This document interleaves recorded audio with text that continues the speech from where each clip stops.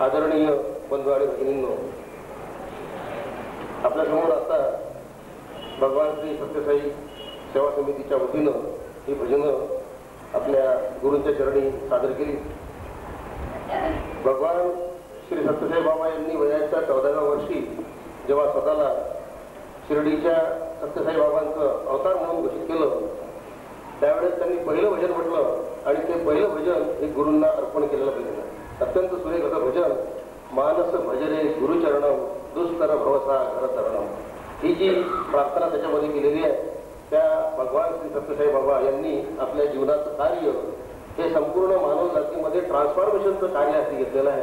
बाबा म्हणतात, information is not important, transformation is very important. किंवा माहिती मिळवणं हे महत्वाचं नाही, तर आपल्या जीवनामधलं परिवर्तन हे अतिशय महत्वाचं आहे. आणि या संपूर्ण परिवर्तनाची लाट जगामध्ये आणण्यासाठी भगवान श्री साईबाबा सत्यसाई बाबा यांचं हे अवतार कार्य आहे. मोफत शिक्षण मिळालं पाहिजे, मोफत आरोग्य मिळालं पाहिजे आणि मोफत शुद्ध पिण्याचं पाणी मिळालं पाहिजे. आणि हे तीनही प्रोजेक्ट कोट्यावधी रुपयाचे बाबांनी एकेका वर्षामध्ये पूर्ण केले आहेत. बाबांना तर ते एखाद्या नदीच्या सारखं दोन काठांच्या मध्ये मर्यादांमध्ये जसं वाहणार असतं, किंवा एखादा वृक्ष त्याचं जे मुळं जमिनीमध्ये बांधलेले असतात मर्यादांमध्ये, किंवा वेळेची तार या दोन टोकांमध्ये दोन खुंट्यांमध्ये बांधलेली असते, तेव्हा कुठं ती आपल्याला स्वर देऊ शकते, झंकार देऊ शकते, आनंद देऊ शकते. असं आपलं जीवन प्रवाह सुद्धा दोन महत्वाच्या अष्टाक्षरी मंत्राच्या काठांमध्ये वाहलं पाहिजे. आणि हे जे दोन अष्टाक्षरी मंत्र बाबांनी सांगितलेले आहेत ते गीतेमधले श्लोक आहेत. श्रद्धावान लभते ज्ञानम, श्रद्धावान लभते ज्ञानम, आणि दुसरं सांगितलं संशयात्मा विनश्यती. तेव्हा आपल्याला हे खऱ्या अर्थानं जर जाणून घ्यायचं असेल जीवन, त्या दोन कंडिशन सांगितलेल्या आहेत. पहिली गोष्ट म्हणजे ती तुमची श्रद्धा असली पाहिजे आणि संशय विरहित असली पाहिजे. विज्ञानाच्या कसोटीवर तुम्हाला ही श्रद्धा तपासता येत नाही आणि संशय तुमचा तपासता येत नाही. आणि म्हणून हे विज्ञानाच्या पलीकडचं जग आहे असं समजून या दोन प्रवाहाच्या मध्ये आपलं जीवन जर आपण समर्पित केलं तर बाबा म्हणतात या ज्ञानाच्या प्राप्तीसाठी आपल्याला काय करायचं आहे. तर तुला त्याचं सुंदर विवेचन करताना बाबांनी असं म्हटलंय, 3 शब्द आहेत: पात, निपात, प्रणिपात. सामान्य भाषेमध्ये पात म्हणजे पडणं, निपात म्हणजे अजून थोडंसं वेगानं पडणं, आणि प्रतिपात म्हणजे दणकवून पडणं. अद्याप इतकं समर्पित तुमचं जर जीवन असेल आणि या दोन मर्यादांच्या मध्ये आपण आपल्या जीवनाला जर प्रवाहाला वर्त केलं तर आपलं जीवन हे मानवाच्या कल्याणासाठी काहीतरी उपयोगात होईल, सेवेसाठी उपयोगात होईल. बाबांनी दोनच गोष्टीवर भर दिला आहे, प्रेम आणि सेवा. मानव सेवा हीच माधव सेवा आहे आणि तेच आपल्या जीवनाचं अंतिम लक्ष असलं पाहिजे असं स्वामींनी म्हटलंय. साहेब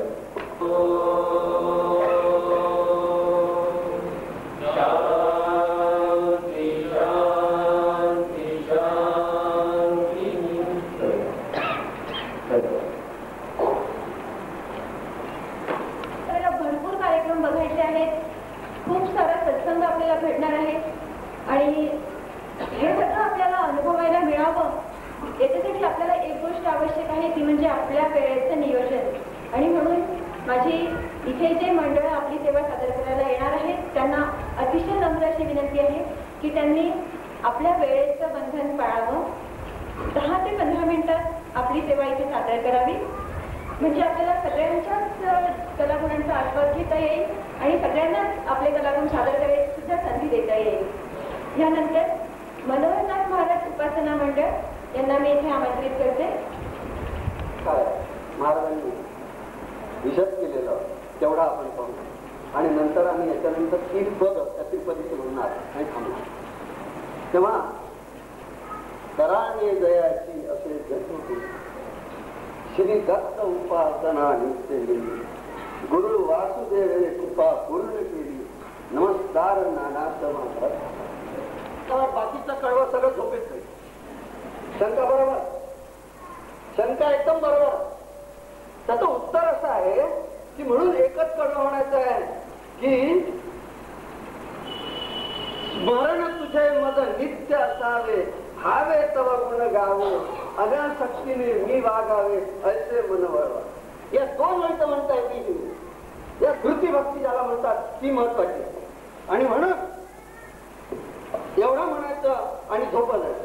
दुसरं, सकाळी जाग आल्याबरोबर म्हणायचं, शांत हो श्री गुरुदत्ता मम चित्ता शमवी. डोळे उघडल्याबरोबर म्हणायचं आहे, तू आप्त स्वजन तू भ्राता, तू भय करता, तू भय हरता, तू दंड करता, माझा परिपालन करता, करुणा घन दत्ता. इथून पुढे म्हणजे डोळे उघडल्यापासून, म्हणजे मी डोळे उघडून चालू लागल्यापासून मी जे जीवन जगणार आहे आजचं दैनंदिन जीवन, ते तुझ्या भरोसा. जेवणाच्या वेळी 2 वेळच्या जेवणाच्या वेळी स्तोत्र म्हणायचं आहे, ते तिसरं आमच्या नाना महाराजांचे गुरु वासुदेवानंद सरस्वती यांनी दिलेले एक तिप्पदी आहे. आणि मग तिसरं जेवण आहे ते 2 वेळच्या जेवणाच्या वेळी. का म्हणायचं जेवणाच्या वेळी? तर जेवणातून माणसाला शक्ती मिळते. माझं जीवन मानवी जीवन शक्तीवर अवलंबून आहे आणि त्याच्या कृपेने जेवतो, म्हणून जेवताना त्याचं स्मरण आवश्यक. आणि स्मरणामध्ये स्मरण केल्याबरोबर त्या अन्नाचं प्रसादान्न बनतं. प्रसादान्न म्हणतो आपण स्वीट मार्ट मध्ये जातो, पेढा द्या म्हणतो, घरी आला पाणी फिरवलं की प्रसाद घ्या म्हणतो. पाणी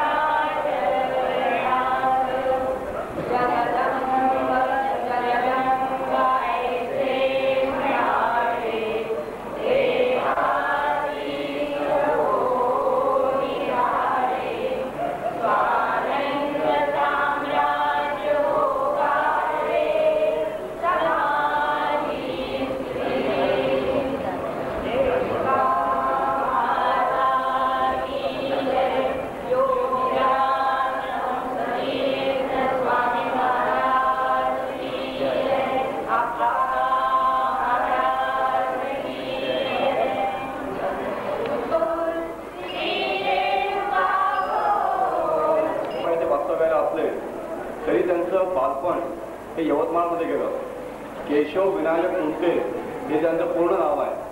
आणि यवतमाळ जवळ जे लोहारा नावाचं जे गाव आहे 60 असेल, त्यांना मंदिरामध्ये गेल्यावर एक असा आकाशवाणी झाल्यासारखा मंत्र ऐकू आला आणि घरचे सगळे लोक त्यांचा शोध घेत होते. आणि शेवटी 3 दिवसांनी मंदिरामध्ये गेलेल्या लोकांनी त्यांना घरी आणून पोहोचवलं. हा 1932चा काळ आहे. आणि जो मंत्र दादाजी सद्गुरुदास महाराजांनी छिंदवाड्याला 2 वेळा भेट दिली.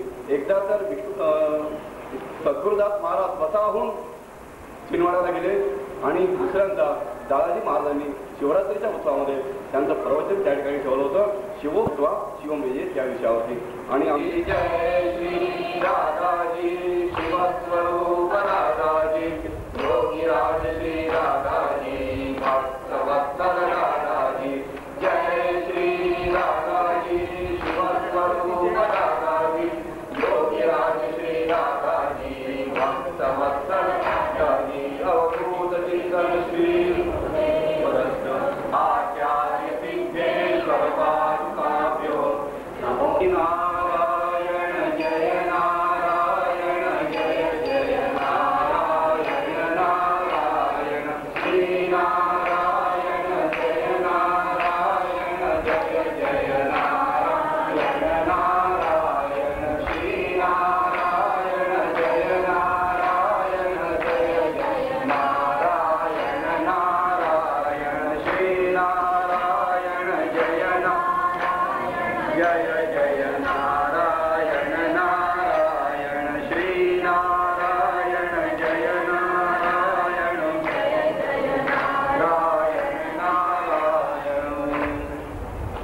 धड करी पदरी घ्या या या या धड करी पदरी घ्या इथे आयुष्य गेले परंतु किंचित सुकृत होते दर्शन फुले झाले अर्जुनी या गुरु सदया करी माया सुखवाया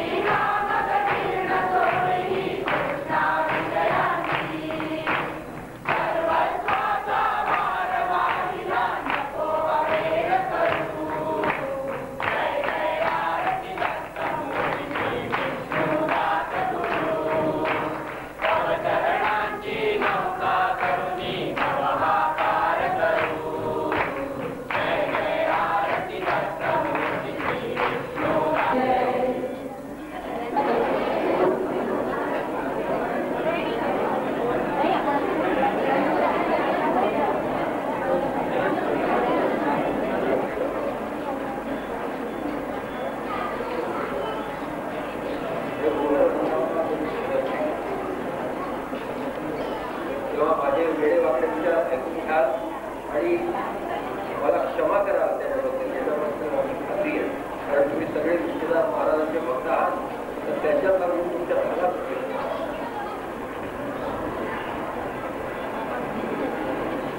मुळामध्ये आपल्याला सद्गुरू कशाला हवे हा प्रश्न पहिल्यांदा स्वतःला विचारायला. आजकाल एक फॅशन निघालेली आहे की आम्हीही गुरु केलेला आहे. आता गुरु ही काही फर्निचर सारखी आपल्या जीवाकडे ठेवण्याची वस्तू नाही आहे. तेव्हा ज्याला जरूर असेल त्यांनीच सद्गुरू करायला पाहिजे. अदरवाईज त्या सद्गुरूची काही जरूर नाही. शिक्षक करू शकतात आपल्याला. तेव्हा आपण जर समजा अनुतापाने तापलेलो असतो आणि आपल्याला या संसाराची खरोखर जाणीव झालेली असते, तर सुरुवातीला त्या दयागत परमेश्वराची दृष्टी करुणा वाचून त्याचा नामजप करून आपण गुरु मिळण्याची वाट पाहायला पाहिजे. कारण गुरु शोध माझ्यासारखा असे म्हणून तुम्हाला काही सांगू शकणार नाही. समर्थ जे सांगतात ते मी तुम्हाला इथं उचलून सोडून सांगणार आहे.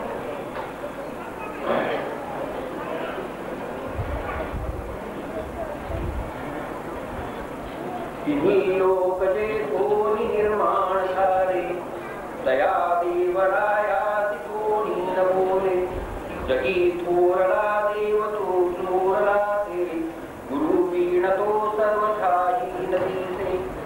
गुरु पाहता पाहता लक्ष कोटी, बहुसाल मंत्रावळी शक्ती मोठी. मनी कामना चेतके धात माता, जनी व्यर्थ रे तो नवे मुक्तिदाता. नभे चेटकी चाळू द्रव्य पोटू, नभे निंदकू मत्सरू भक्ती मगावती चावटी कामकोटी. क्रिये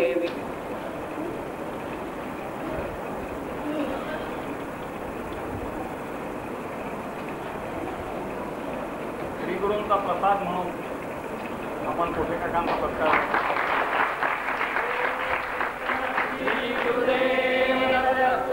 सद्गुरुनाथ महाराज की जय. सद्गुरुनाथ महाराज की जय. गुरुदेव दत्त, गुरुदेव दत्त, गुरुदेव दत्त, गुरुदेव दत्त. वाढदिवस आपण टीप घातली होती आणि आयोजक यवतमाळकर मंडळीने विष्णुदास महाराज आहेत आयोजक. त्यांच्या प्रेरणेने सगळं सुरू आहे. त्यानुसार एक पातळी प्रयोग अतिशय सुंदर असा आपल्या समोर सादर होतो आहे. केवळ 5 मिनिटात. पद्माकर गोवाईकर. पद्माकर गोवाईकरांनी लिहिलेली ही कादंबरी त्याचं हे नाट्य रूप आहे. ज्ञानानुभूतीपासून ज्ञान प्रकाशाची वाट, निखळ आयुष्याची पहाट, शब्दांची झगमगाट आणि आयुष्याचा प्रयत्न आटोकाट. असं हे ज्यांचं आयुष्य त्या ज्ञानेश्वरांचे वडील विठ्ठलपंत आपेला होते. अध्यात्माची पराकोडी साधून त्यांनी गृहस्थाश्रमाचा त्याग केला आणि संन्यास आश्रमाचा स्वीकार केला. पण गुरूंच्या साथीनं पुन्हा संसाराचा स्वीकार केला. रुक्मिणीच्या आतून डोळ्यात पहावयास मिळाले ते विठ्ठलपंतांचे पुनश्च गृहस्थ प्रवेश. विठ्ठलपंत परत आले आणि रुक्मिणीच्या आयुष्याला नवी दिशा मिळाली. सिद्धेश्वरावर लघुरुद्राचा अभिषेक झाला. लक्ष बिल्वपत्र पिंडीला वाहण्याचा संकल्प झाला. वर्षानुवर्ष मनोगत ऐकवलेल्या पुण्याच्या पिंपळाला 1,000 प्रदक्षिणा झाली. गाभाच्या वेशीची पूजा झाली, इंद्रायणीची पूजा झाली. एकाएकी घरात मोठं कार्य उभं राहावं अशी धावपळ सुरू. आळंदीतली ब्राह्मण जेवली, तवाशणी जेवल्या. विठ्ठलपंत परत आले आणि रुक्मिणीने काय व्रत वैकल्ये मनोभावे पूर्ण. संसाराला लागण्यापूर्वी तिनं देवा ब्राह्मणांचं ऋण मनपूर्वक फेडलं होतं. लग्नानंतर कितीतरी वर्षांनी तिच्या आयुष्याला सुखदचा मुक्काम सापडला होता. देवानं तिची प्रार्थना वाऱ्यासारखी आनंदीत बातमी पसरली. ओटीवर चर्चा होत राहिल्या. ऐकलं काय? सिरोपंत कुलकर्ण्यांचा जावाई परत आलाय. संन्यासी म्हणावं, संन्यासी परत आलाय. रुक्मिणी एवढ्या उत्साहाने सगळं करते. उत्साहाने संसार करायचा म्हणजे पोरच ना. अगं भाई असं काय बोलायचं ते? आता चक्का कशाला? लग्न लावून दिलंय. संन्यासी म्हणून पळून गेला होता. पोरं व्हायची थांबणारच का? बरोबर आहे. संन्यासाला पोरा झाली तर खुंटे सगळ्या तोंडावर. हुंक्याला घ्यावाच राहू दिला तर ना. जेवून गेलेले ब्राह्मण सवाष्णीच्या गोष्टी करत गोष्टी रुक्मिणीच्या कानावर आल्या आणि लोकांत मुसळ बसावं असं तिला झालं. एकदा तर आळंदीच्या वेदो नारायण विठोबा सावकारांनी भर रस्त्यात 4 लोकात सिद्धोपंतांची आबरू घेतली. ब्राह्मण आहात की चांडाळ, काय अपराध केला? वर विचारता संन्यासी जावायला घरात घेतला. हो, पण धार्मिक संस्कार करूनच घेतलं. संस्कार प्रेतावरी करतात म्हणून कुणी घरात ठेवून घेत नाही. ते काय बोलता आपण? तुम्ही करता ते गृहस्थाश्रम स्वीकारताना धर्माची सवलत विचारली होती, आधार विचारला होता.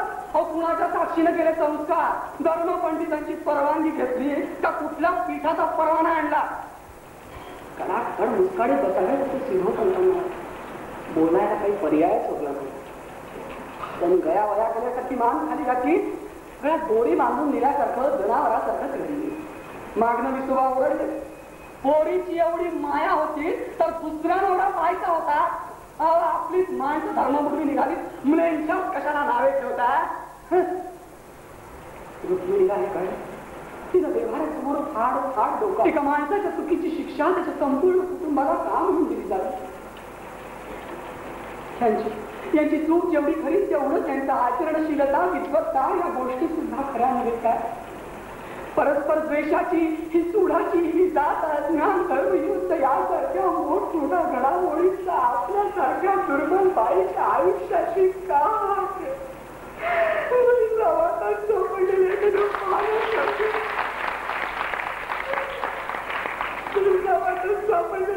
पाण्यासारखं जगाच्या किनाऱ्यावर नाहीच उडत. एवढंच आपल्या हातात जगात माणसाची किंमत यावरून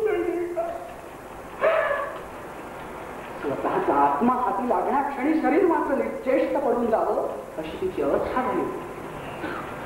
विठ्ठल पंत मात्र शांत दिवसाचे सर्व व्यवहार ते निर्विकारपणे पार पाडत.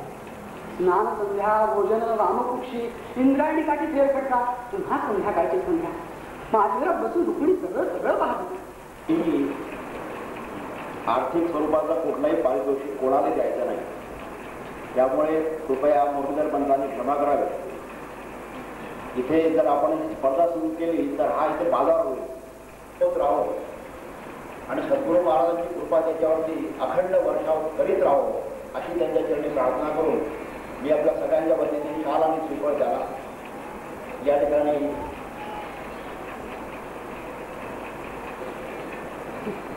अर्पण करतो.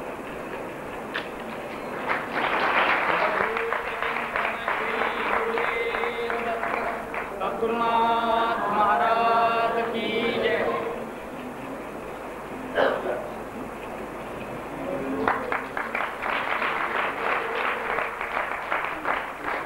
चमूचे आयोजक त्यांना घेऊन येणारे सगळे श्री महल्ले सर, मला इथे घोषित करायला अतिशय आनंद होतो की त्यांच्या शाळेच्या चमूनी इथे यवतमाळला 1000 मुलींसह सामूहिकरित्या या स्तोत्राचा प्रयोग सादरीकरण केलेला आहे. आणि या अशा विशेष कार्याबद्दल त्यांचा सुद्धा सत्कार आपल्या केंद्रातर्फे आपण करणार आहोत. मी श्री महल्ले सरांना विनंती करतो की त्यांनी कृपया समोर आणि सद्गुरुनाथ महाराज की जय.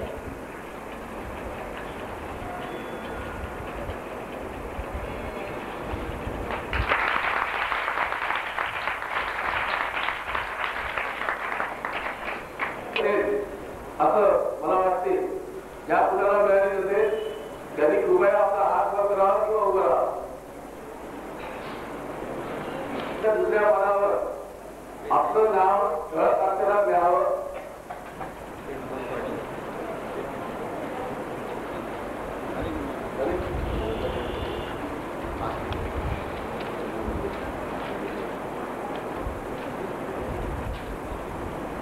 पहिला पेपर फोन झालेला 5 मिनिटात होत आलेला आहे. दुसरा याला नाव टाकायचं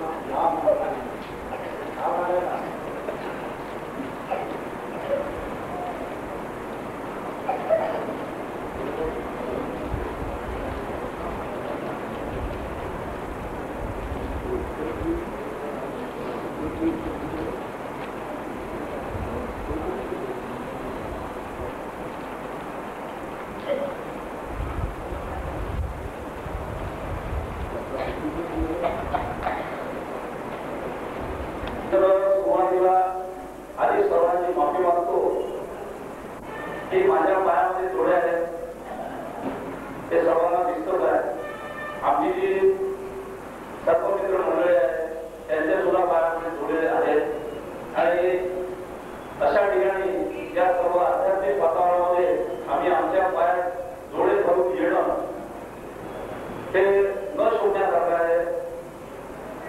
पण आणि व्यासपीठावरील सर्वात महान जे बसलेले आहेत त्यांची माफी मागतो आणि जेवढे झालेली कोणाने दिल्याबद्दल मी पुनश्च आभार मानतो आणि कार्यक्रमाला सुरुवात करतो. धन्यवाद. त्याविषयी प्रेम असेल आपण नमस्कार करतो. सापाला सुद्धा आम्ही नमस्कार करतो, पण सापाचा नमस्कार हा आमचा सिजनल असतो. फक्त नागपंचमी आली की मग तो आपल्याला नाग आठवतो, इतर वेळा आपल्याला नाग आठवत नाही. वड सावित्रीलाच आपल्याला वड आठवतो, तो 24 तास आठवत नाही. अशा म्हणजे आपल्या भावना ज्या आहेत, धार्मिक भावना या सिग्नल न राहता लहान मुलगा धावतो आहे, शहराला धावतो आहे, त्याचा लहान काही तो बोलत धावतो, शहराला धावतं. आपण काय म्हणतो त्याच्या कानामध्ये वारं शिरवत. तसंच यवतमाळ दुर्गोत्सव तुम्ही बघितला, ते जे दुर्गोत्सव करणारे त्यांच्या कानात वारं शिरलेलं असतं. त्यांना वाटतं आम्ही जे काय करतो ते खूप काही करतोय, त्याच्या मागे पत्ते चालू असतात, त्या देवीच्या मागे पत्ते सुरू असतात, गणपतीच्या मागे पत्ते सुरू असतात. म्हणजे दारू पिऊन धांगड धिंगा करण्यासाठीही मंडळ आहे असं माझं म्हणणं आहे. आणि दुःखाची गोष्ट की आमची कोबरा ऍडव्हान्सच्या नेतृत्वाची संस्था सगळे कार्यक्रम करत असते. आम्ही दुर्गोत्सव मंडळाला, गणपती मंडळाला म्हणतो की तुम्ही या ठिकाणी जनजागरणाचे कार्यक्रम घ्या. आजकाल यवतमाळचे कीर्तन बंद झाले आहे. कुठल्याही दुर्गोत्सव मंडळाने यवतमाळ कीर्तन प्रवचन ठेवलेलं नाही आहे. एक कॅसेट लावून द्यायची, मुलं नाचतात आहे, 100 किलो गुलाब उजळला जातो आणि नंतर दिवसभर घासत पदार्थ झाला म्हणतात दुर्गोत्सव. म्हणजे आपण काय करतोय काय नाही करतोय आपल्याला कळत नाही. आमचं हे म्हणणं आहे की कुठेतरी आपली श्रद्धा असलीच पाहिजे. श्रद्धेशिवाय माणूस जगू शकत नाही. कशी आमच्या ग्रुपची अशी बरीचशी मंडळी आहे, आमच्या सुद्धा इथे बसलेली असतील की त्यांची निसर्गावर श्रद्धा असते, प्रेम असतं. निसर्गामधून आपण आहे. इथे आपण विज्ञानाचे ढोल वाजवत असतो की कालच एका ठिकाणी म्हटलं की विज्ञानाने माणसाला अधोगतीला नेत आहे. प्रत्येकाच्या घरामध्ये लाल रंगाचा बॉम्ब ठेवलेला आहे, किचन मध्ये सिलेंडर. विज्ञानाचा नाही, पण आपल्या घरात प्रत्येकाच्या घरात एक बॉम्ब आहे. तो केव्हा आपला खास करेल हे काही सांगता येत नाही. म्हणून मी बरेच वेळा न लागता अज्ञानी राहणं हे ज्ञानाचं आहे का असं तो म्हणायची वेळ आलेली आहे. विज्ञानापेक्षा अध्यात्म श्रेष्ठच आहे, कधी पण श्रेष्ठ आहे. अध्यात्मातून विज्ञान निघालेलं आहे. पहिल्या अध्यात्म नंतर विज्ञान आहे. तर ही आंतरिक अनुभूती निसर्गाविषयी आपल्या मनामध्ये राहिली पाहिजे. आणि आपल्या हिंदू धर्मामध्ये मी एक गोष्ट सगळ्यांना माहिती आहे, माझ्यापेक्षा बरोबर बसली आहे की हिंदू धर्मामध्ये प्रत्येक प्राणी मात्र, प्रत्येक वनस्पती या कुठे ना कुठे धर्माशी निगडीत केलेल्या आहे. वडपूजा, कथा काही असो, सत्यवान सावित्री, वडाची पूजा, त्या वृक्षाची आपण पूजा करतो, आवळ्याची पूजा करतो, उंबराची पूजा करतो, बेलाची पूजा करतो. या सगळ्या नैसर्गिक वस्तू, वनौषधी या आपल्या धर्मामध्ये निगडीत केलेल्या आहेत, कुठल्या तरी देवाशी निगडीत केलेल्या आहेत. तसेच प्राणी, कुठला तरी प्राणी कुठल्या तरी देवाचं वाहन आहे, सिंबॉलिक आहे. या मागे उद्देश नक्कीच आहे, ज्या जुन्या लोकांनी करून ठेवला वापर नाही आहे. पण हे आपण विसरतो. म्हणून म्हणतो मला आपली भक्ती सिजन असते. कधी कधी नागपंचमी आली तेव्हाच नाग आठवतो, पोळ्याच्या दिवशीच बैल आठवतो. एरवीवर रट्टे मारतो तेव्हा पोळ्याचा विचार मनात नसतो. तो बैल लोळा गोळा होईपर्यंत मारतो, पोळ्याला त्याला नमस्कार करतो, पायात कापणी पडतो, झाला पोळा. लहान मुलांपैकी हे बघ, एक गोष्ट लक्षात ठेवायची, जो कोणी लहान मुलाला सापाला हात लावेल, समजलं तर मला सापांमधलं खूप समजतं. आणि बाहेर एखादा साप दिसला, आई हा साप मी पकडला, हा प्रकार करायचा नाही.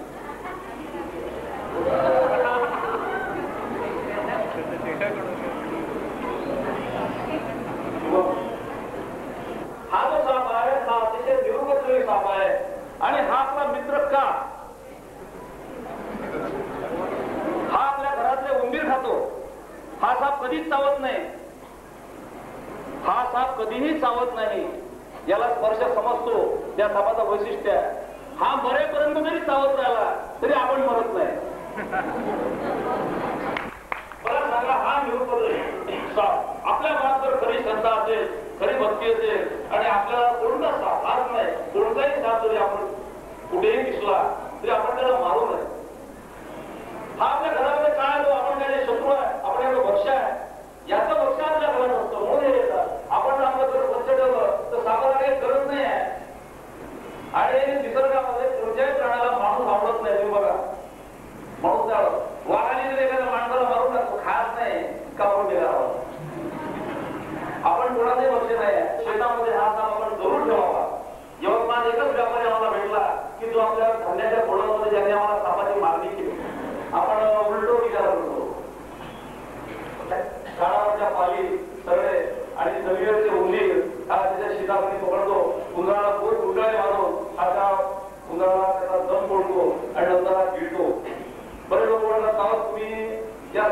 उंदीर खायला घालता, तुम्ही पाप करत नाही का? बरोबर विचार, तुम्ही पाप करत नाही का? म्हटलं माणसाचा जन्म हे पाप असल्यानंतर झालेला आहे सध्याच्या काळामध्ये. आम्ही या सापांना उंदीर डब्यात टाकतो, आम्ही पाप करतो असं तुमचं म्हणणं आहे. जगदीशचंद्र बोधांनी म्हटलं प्रत्येक वनस्पतीत जीव आहे. आपण काय खातो? धान्य खातो, जिवंत झाडं कापतो, ज्वारीचं छान भरलेलं गुलाबाचं फुल तोडतो, वेड्या घालतो, आपण पाप नाही करत का? तसा विचार केला तर मग माणसाला जगणं मुश्किल आहे. त्यांनी जन्मच घेऊन आहे. कुठली तरी गोष्ट साध्य करण्यासाठी काहीतरी करावं लागतं. साप म्हणजे बसतात विष, ते करतात. साप म्हणजे विषारी, आपल्या डोक्याने घेतलेलं असतं. पण किती विषारी साप असतो? नाक, मण्यार, घोणस, तुळसे, हे 4 जातीचे साप आहेत. आमच्यामध्ये जे पत्र काढलेलं आहे त्यामध्ये सापांची माहिती, सापांविषयी अंधश्रद्धा, गैरसमज, साप विषारी निर्विषारी कसा ओळखावा याच्यामध्ये त्या पत्रकात माहिती दिलेली आहे. कार्यक्रम झाल्यानंतर आपण ते 2 रुपये देणगी शुल्क पत्र घेऊ शकता. तेव्हा हा जो साप आहे हा बिनविषारी साप. असे कितीतरी साप आहे जे आपल्या उपयोगाचे आहेत, जे शेतातल्या उंदीर धान्याची नासाडी करतात. हा एक साप आहे, याचं नाव आहे ऑलिव्ह किल्ला आहे. जनरली काय होतं की रंगबिरंगी साप असला डास निर्मूलनाचा सुद्धा कार्य करत असतो, पण याचं कार्य दिसत नाही. कारण कुठलाच प्राणी आपण जे काही कार्य करतो त्याचे बोर्ड काढणं वगैरे ऍडव्हर्टाईज करत नाही. हा केल्यासारखा आपल्याकडे दिलेला आहे. त्याच्यामुळे आपणच सर्वात श्रेष्ठ आहे निसर्गामध्ये आपल्याला कुठेतरी वाटत असतं, पण ते फारसं बरोबर नाही. ते स्थानिक नावावर असतात. जर पाण्याच्या नावाला आणि भाषेमध्ये इथे यवतमाळ धोंड्या म्हणतात, कोणी विरोळा म्हणतात, कोणी पाठीवर म्हणतात. हा आता अतिशय पिटीला आहे.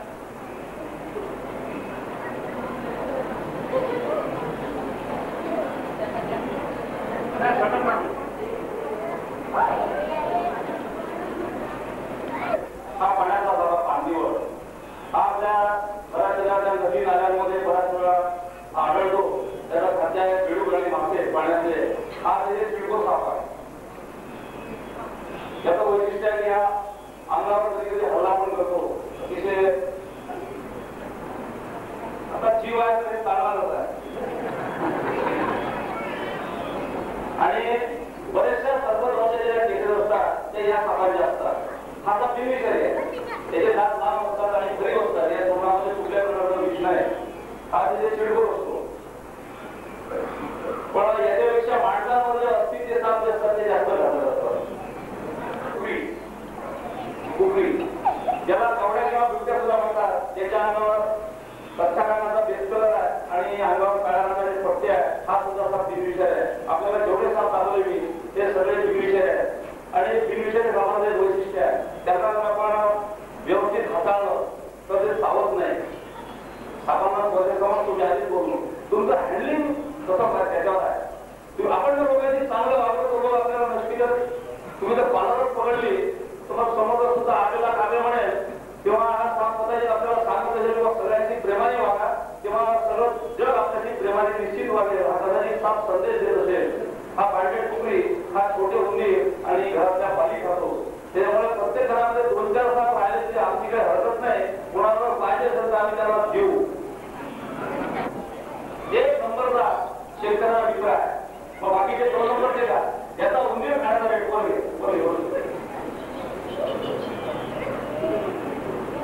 हा उंदीर भरपूर प्रमाणामध्ये खातो आणि याची पचनशक्ती सुद्धा फास्ट असते.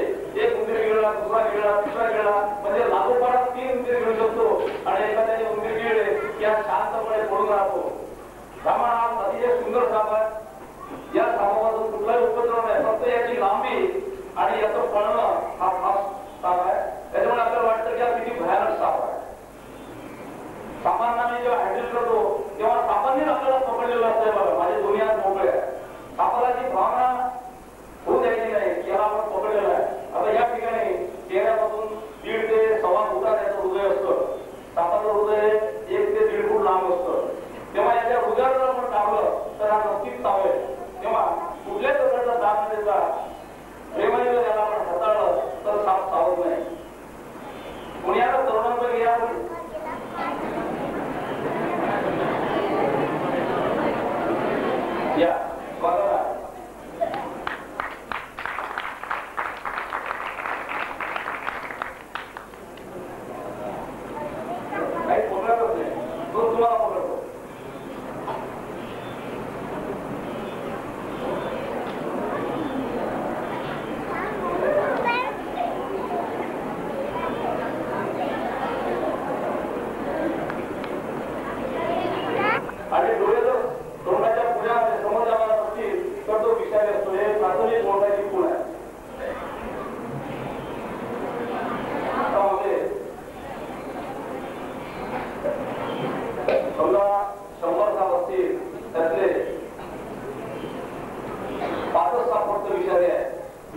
म्हणजे विषारी सापाचं जे प्रमाण आहे ते अतिशय कमी आहे.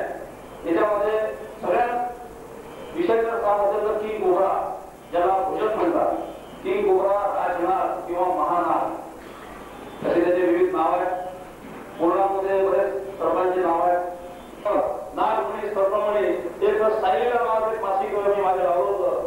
त्याच्यामध्ये सर्प म्हणण्याबद्दल बऱ्याच गोष्टीचा उभाव केला होता. मी समोरच्या व्यक्तीला पत्र पण लिहिलं, पण मला वाईट वाटलं त्या माझ्या पत्राचं उत्तर पण काही दिलं नाही. त्याच्यामध्ये विविध प्रकारचे अवघड कणका, हार, वेगवेगळ्या प्राण्यांच्या हाडांचे सगळे त्या सायलीला पुस्तकामध्ये दिलेलं होतं. उडणारे साप, अंतरात उडणारे साप वगैरे वगैरे असं बरंच फुगून लिहिलं होतं की त्याने जे पत्र केलं, पण माझं समाधान त्यांनी केलं नाही. जेव्हा सर्पाचा विषय मंत्राने उतरत नाही त्याच्यासाठी आवश्यक प्रथमोपचार तो आपण बघूच. तत्पूर्वी बँडेड ग्रेड आणि कॉमन ग्रेड, हा कॉमन ग्रेड आहे, हा रातसर्प आहे, संपूर्णपणे निशाचर आहे. हा दिवसा दिसत नाही, फक्त रात्री आपण शिकार करतो. रात्री 9 ते पहाटे 4 पर्यंत या फिरण्याची वेळ असते. कधी कधी पुढे मागे होऊ शकतं. त्याच्यामुळे रात्रीच्या अंगणामध्ये साप दिसत नाही. याच्या अंगावर पाय पडला आणि हातात चावला आणि मग आपल्याला काहीतरी चावलं असा विचार कोणी करू नका. मग सापच कशावरून म्हणजे चावला असा विचार जर आपण केला तर मग आपण प्रथमोपचाराकडे वळू शकतो. त्याच्यानंतर काय, हा इंडियन स्पेक्टाकल कोब्रा तिथे आलेला आहे. याच्यामध्ये 3 प्रकार आहेत. इंडियन स्पेक्टाकल कोब्रा, मोनोसिडेड कोब्रा आणि ब्लॅक कोब्रा अशा 3 जाती, म्हणजे टोटल 4 जाती सापांमध्ये कोब्रामध्ये आहे. त्याच्यानंतर व्हायपरमध्ये ज्याला परवडले आमच्या ग्रुपच्या मुलांनी, तर 25,000 घरांमध्ये आम्ही गेलो. घर आमच्या ताब्यात असतं, घरमालक बाहेर असतात, ते तुम्ही तिकडे काही करा पण साप काढा. मग घर आमच्या ताब्यामध्ये असतं, विश्वासात दिलेलं असतं. मग पलंगाखाली नजर मारली, काय सामान असतं भरलेलं ते सांगणं योग्य नाही. एवढं प्रचंड सामान असतं, हे काय असू द्या, ते काय लागते, पुढे लागेल एवढं सामान असतं. मग हे सगळे साप आपल्या घरामध्ये येतात. आपल्या घराचा परिसर जर स्वच्छ ठेवला तर साप आपल्या घरात येत नाही. घराच्या आजूबाजूला रोडा टाकायचा, जाड रेती, म्हणजे साप आपल्या घरामध्ये येणार नाही. उंदीर जर तुमच्या घरात जास्त असतील तर कार्बोलिक ऍसिड 10 लिटर पाण्यामध्ये 50 ml कार्बोलिक ऍसिडचा स्प्रे मारला तर त्याच्या वासाने तुमच्या घरात उंदीर येणार नाही, म्हणजे साप सुद्धा येणार नाही. आपण ज्याला जेव्हा जाणवलं की आपल्याला ही व्यक्ती हल्ला करणार आहे तेव्हा हा आपला निश्चित तोंड उघडणार आणि सावा घेणार. आमच्या खिशामध्ये नेहमी ब्लेड असतं. आपल्या सगळ्यांच्या खिशामध्ये एक ब्लेड आहे. समजा कोणाला औषधाला ताबडतोब रुंदा वाटला त्याच्यासाठी आम्ही ऑटो रिक्षा येतो. माझ्यासोबत 4 असतात, कमीत कमी 4 तर पाहिजे, काही होऊ शकतं. हा जो साप आहे बघा, आता बघा साप कारोड्याच्या पुंगीवर ढोलतो. आता माझा पाय पुंगी आहे का, तेव्हा ढोलतो. सापासमोर जर एखादी हालचाल झाली तर ती हालचाल बघा, हा इंडियन भारतीय नाग आहे. हा भारतामध्ये जास्त सापडतो, परदेशामध्ये हा साप पाहायला मिळत नाही. त्याच्यामुळे पर्यटकांचं हा भारतीय साप एक आकर्षण आहे. ही नागिन आहे.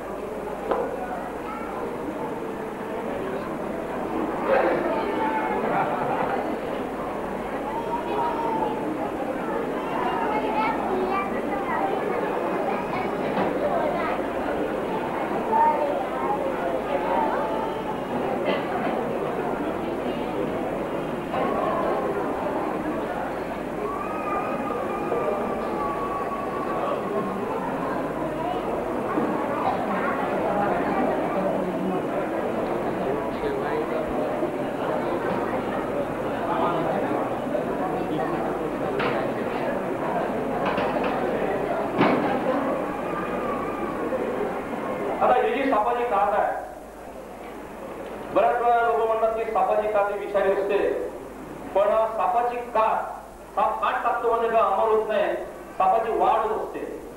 आता 5व्या वर्गातल्या मुलाला त्याचा 5वीतला मोजा 10व्या वर्गात होणार नाही, त्याची वाढ होते. तेव्हा हे साप आपल्या अंगाचं कवच हा एक मायोनीज नावाचा पदार्थ आहे. या सगळ्या मृतपेशी आहे. मृतपेशींचं आवरण ते साप काढून टाकतो, मग सापाची वाढ होते. जेव्हा साप काट टाकणं बंद करतो तेव्हा त्याचा नैसर्गिक मृत्यू होतो. सापाला आपल्याला जेवढ्या व्याधी होतात तेवढ्या सापांना पण जास्त पोटाचे विकार होतात आणि गळ्याचे विकार होतात. कारण कधी कधी भक्ष्य हे मिळत नाही. नेहमीच त्यांना भक्ष्य 100% मिळतं, आपल्याला काही पोट्यावरून ठेवलेलं नसतात. त्याच्यामुळे उंदराला तो खूप पकडण्यासाठी जातो, खूप मेहनत करतो आणि टुंकन उंदीर पुढे वाढतो. तेव्हा एखादा मोठा जर बक्षीस मिळालं तर तो सुद्धा तो गिळून टाकतो. त्या गिळण्यामध्ये उंदरांचे नख, उंदराचे दात ते त्याच्या गळ्याला ओरखडे मारत जातात आणि अशा अनेक क्रिया घडल्या की त्याच्या गळ्याला सूज येते आणि मग तो नैसर्गिक त्याचा मृत्यू होतो. जेव्हा काठ टाकणं बंद होतं तेव्हा सुद्धा सापाचा नैसर्गिक मृत्यू होतो. सापाचं आयुष्यमान हे प्रत्येक जातीनुसार असतं. 100 वर्ष वगैरे साप जगत नाही. सापाचं आयुष्य फक्त 25 ते 40 वर्ष जातीनुसार. सापाची काठ आपल्या तिजोरीमध्ये ठेवल्याने धनवृत्ती होते. धनाच्या मागे बरेच लोक लागलेले असतात. गुप्तधन वगैरे पांढरा पळस काय परत चालू असते त्यांचं. तर सापाची काठ जर तिजोरीमध्ये ठेवली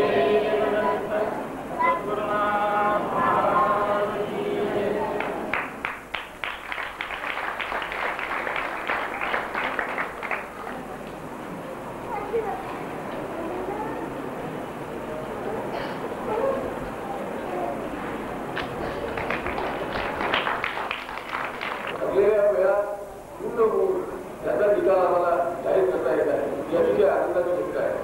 आजच्या स्पर्धेमध्ये एकूण स्पर्धा 243 प्रश्नांची अधिकृत उत्तरं मी आधी जाहीर करतो.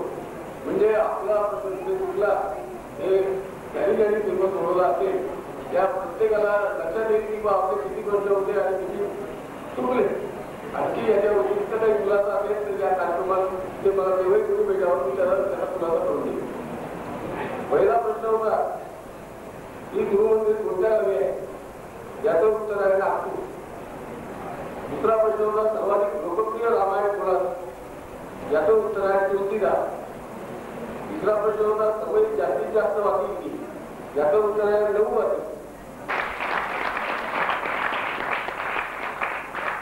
त्यांनी 19 प्रश्नांची उत्तरं बरोबर दिली. मला 4 जण आहेत त्यांच्या 18 प्रश्नांची उत्तरं बरोबर आहे. ती नाव आहे तुम्हाला हातावरील मुकुंद तांबेकर, श्रीहरी नाईक, सभापती वंदना मिश्रा, श्रीमती जयश्री दुबिया. आयोजकांच्या म्हणजे आयोजकांच्या सौजन्याने म्हणा किंवा संयोजकांच्या सूचनेनुसार म्हणा 5 बक्षीस आपण आणखी देणार आहोत आणि या 5 जणांची नावं या सगळ्यांना 17 गुण मिळाले आहेत.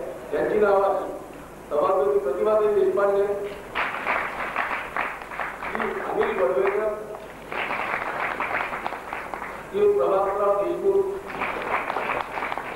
सभापती रेखा गुजर आणि श्री शशांक देशपांडे. धन्यवाद.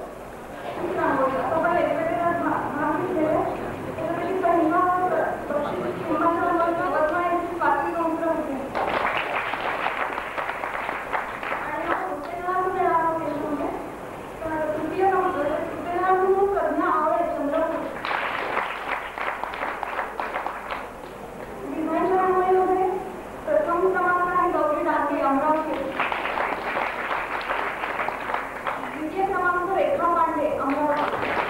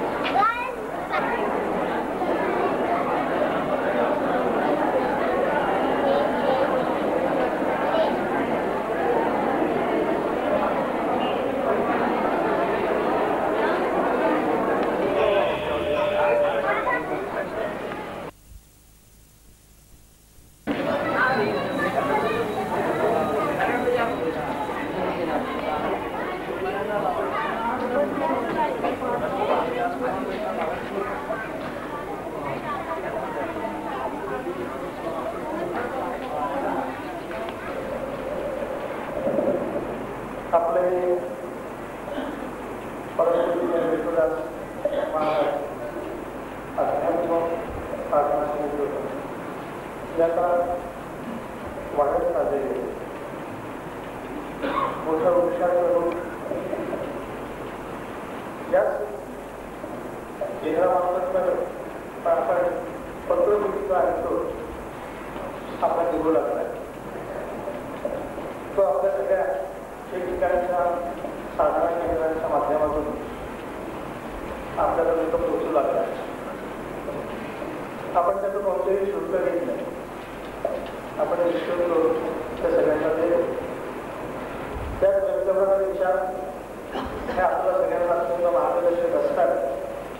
अशा प्रकारचे अभिप्राय आपण त्या पत्रकृतीच्या अंकातून वाचतो. म्हणजे हा पत्रकृतीचा अंक आपल्या सगळ्यांना खूप आवडू लागलेला आहे.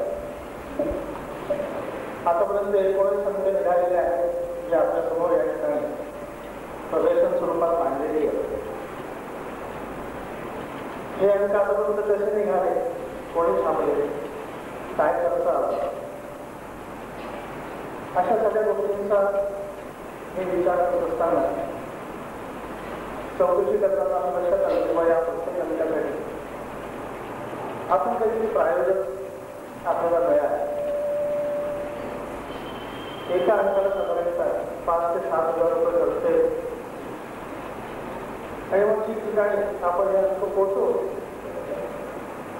आता लोक असं विचारू लागले की त्यांनी थोडंसं हे अवघडल्यासारखं वाटू लागलं आहे की हा अंक आपण निःशुल्क घेतो हे ते बरोबर नाही.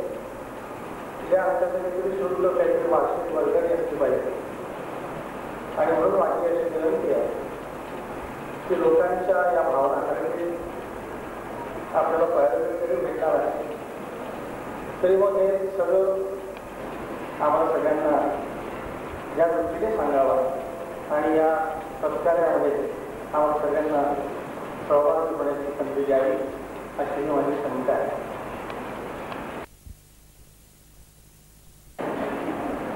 पत्रकारिता काही आपल्या गृहमंदिराचं एकूण कार्य नाही, पण ती एक प्रसार यंत्रणा आपल्या काही उपासकांनी परमपूज्य विष्णुदास महाराजांच्या जन्मशताब्दी वर्षामध्ये सुरू केली. आणि ती सुरू करताना सुरुवातीपासूनच त्या बाबांच्या विषयीच्या श्रद्धेमुळे प्रत्येक अंकाचा खर्च एकेका उपासकाने वाटून घेतला. त्याला आपण प्रायोजक म्हणा, काय जे आपल्या भाषेत म्हणायचं ते म्हणा, प्रसाद रूपाने तो अंक एकेका व्यक्तीने आपल्यापर्यंत आतापर्यंत पोहोचवला. असे 19 अंक आतापर्यंत निघाले. त्याच्यामध्ये 5 विशेषांक निघाले.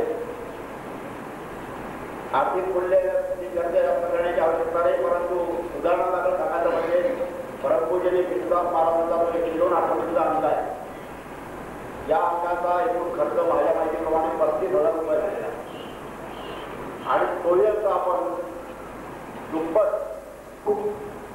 म्हणजे जर 500 प्रति वाटत झाले तर हे 1000 प्रति वाटलेले आहे. आणि या प्रति विनामूल्य आहे.